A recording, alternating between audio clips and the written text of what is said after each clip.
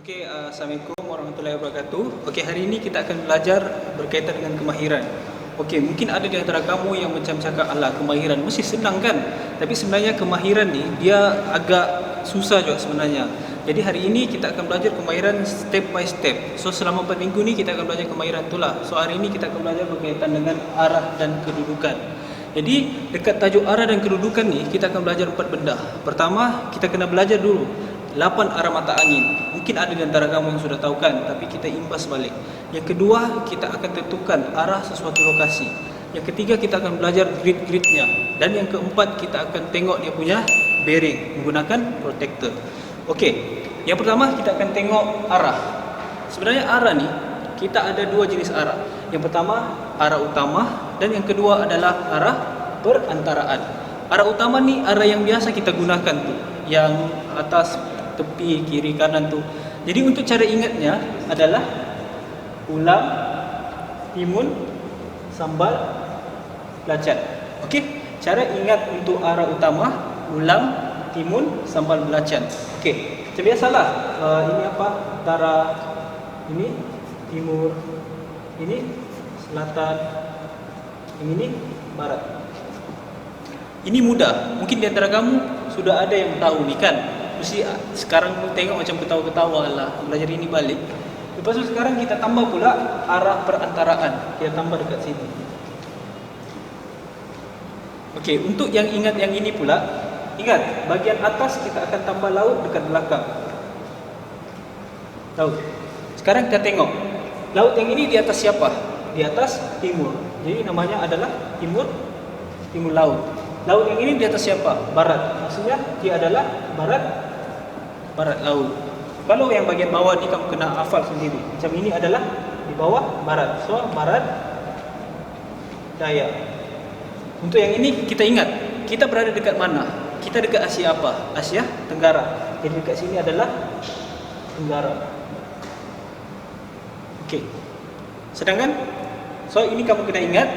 Dan bila kita sudah tahu ini, kita akan gunakan untuk menentukan kedudukan arah di satu tempat.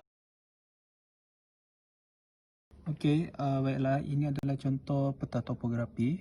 Sekarang ni kita akan belajar macam mana mau tentukan arah. Contoh soalannya macam gini. Soalan 1, tentukan arah puncak bukit lurus.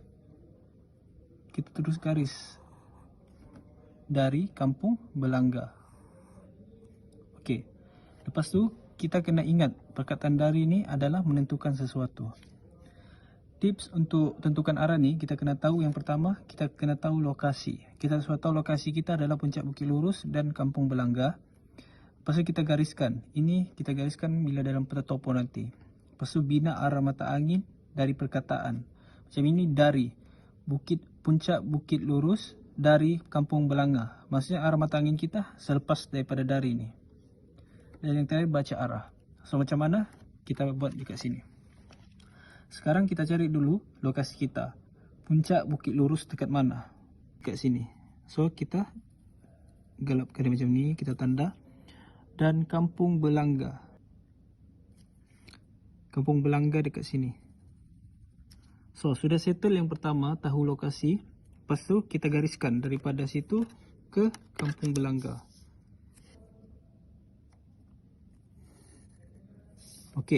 Step yang ketiga, kita kena bina arah mata angin. Macam tadi kan, macam soalan ni dia cakap bukit lurus dari Kampung Belangga.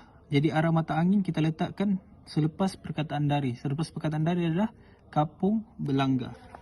So di sini Kampung Belangga. Kita buat arah mata angin.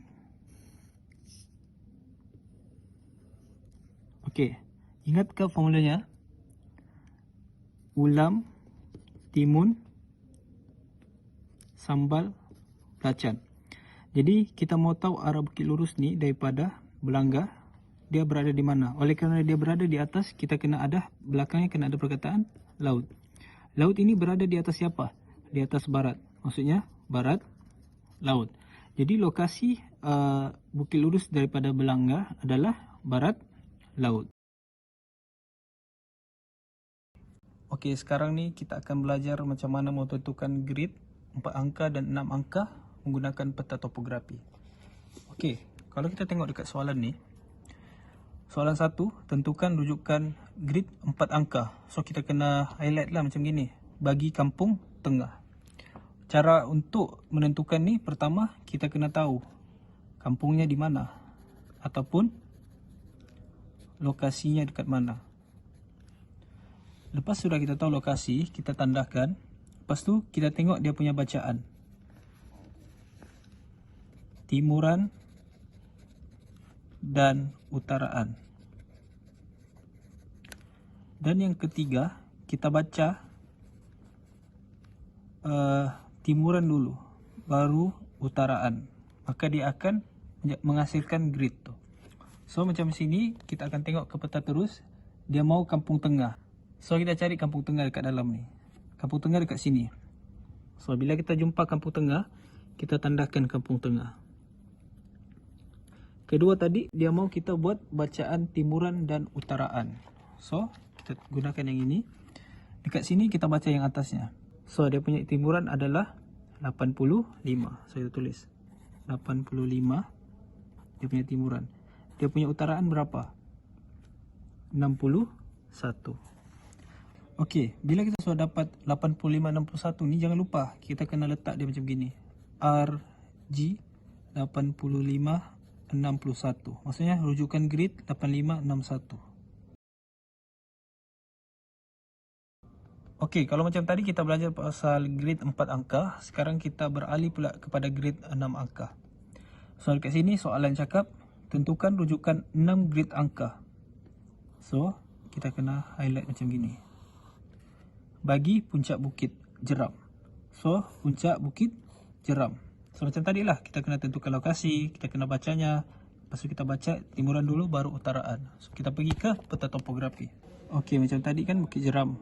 Ini adalah timuran, ini adalah utaraan. Jadi untuk grid 6 angka ni, kita kena tambah dekat dia punya dekat sini, utaraan dan timuran. So kita kena letak di sini 1 hingga 10. So kamu kena ciptalah sendiri buat 10. 1, 2, 3, 4, 6, 7, 8, 9, 10. Begitu juga dekat sini. Kita kena cipta 10 juga. 1, 2, 3, 4, 5, 6, 7, 8, 9, 10. Lepas tu sekarang ni, kita kan dari bukit sini. So kita garis ke atas supaya jadi lebih mudah. Garis ke atas dan juga garis ke tepi. Kamu kena garis betul-betul lah supaya dia tidak lari. Okey, bila sudah dapat macam gitu, kita buat macam tadi juga. Kita baca timuran. Timuran dari bukit Jeram ni adalah 85. Tulis 85, letak ruang kosong. Lepas tu dia punya utaraan adalah 58. 58, letak ruang kosong. So ruang kosong ni adalah garisan yang kita tambah tadi. Macam gini. 1, 2, 3, 4, 5. So di sini adalah 5.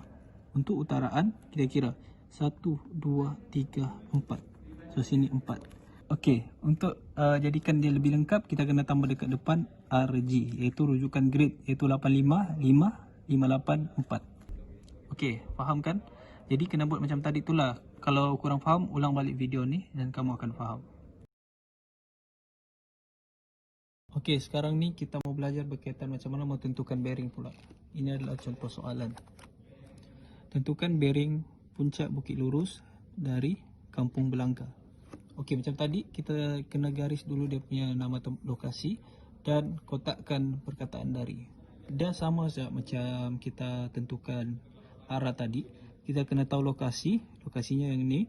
Kita kena gariskan dalam peta nanti. Kita kena bina arah mata angin pada perkataan selepas dari. Macam ini, selepas dari adalah Kampung Belangga. Jadi arah mata angin dekat Kampung Belangga. Lepas tu buat bacaan bearing. Okey, sekarang kita tengok dekat sini. Cari lokasinya dulu, Bukit Lurus dan Kampung Belangga. Okey, ini adalah Bukit Lurus. Kita tanda. Kampung Belangga pula dekat sini. Sudah, kita tentukan lokasi. Yang kedua, kita kena gariskan kedua-dua lokasi itu. Okey, yang ketiga kita tengok kepada soalan tadi balik. Perkataan dari. Di belakang perkataan dari siapa? Kampung Belangga. Maksudnya kita punya arah mata angin dekat Kampung Belangga. So kita letak sini.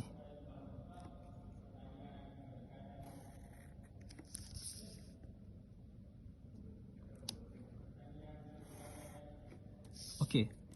Sekarang ni kita gunakan bearing. Sebab dia mau bearing kan.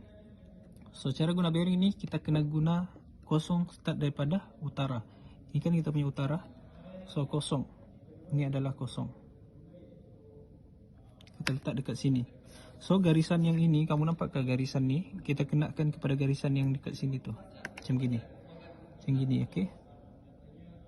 Okey. Jadi sekarang ni 180. So kita kena letak sini dulu lah. 180 darjah. Tambah, sebab kita mau tengok yang sebelah sana lagi kan. Lepas tu kita tukar. Kita start dari sini pula dia punya kosong. Tak macam tadi, garisan ini dengan garisan ini selarikan. Lepas tu kita tengok sini kosong. Kosong di sini adalah 130. 130. Jadi 180 tambah 130 sama dengan berapa? 310 darjah. Jadi bila untuk menjawab soalan tadi, tentukan bearing puncak bukit lurus dari Kampung Belangga adalah 310 darjah. Okey, itu siap video untuk kemahiran kali ini, minggu ini. So kita ada 3 minggu lagi untuk belajar kemahiran sebelum kita menguasai kemahiran ni. Kemahiran ni sangat penting sebab di setiap soalan, kalau kamu tengok soalan-soalan pasir, memang akan ada tanya pasal kemahiran ni. Jadi kamu kena mengikuti 4 minggu yang belajar berkaitan dengan kemahiran. So untuk kemahiran hari ini sahaja. Jumpa lagi untuk video yang seterusnya. Okey?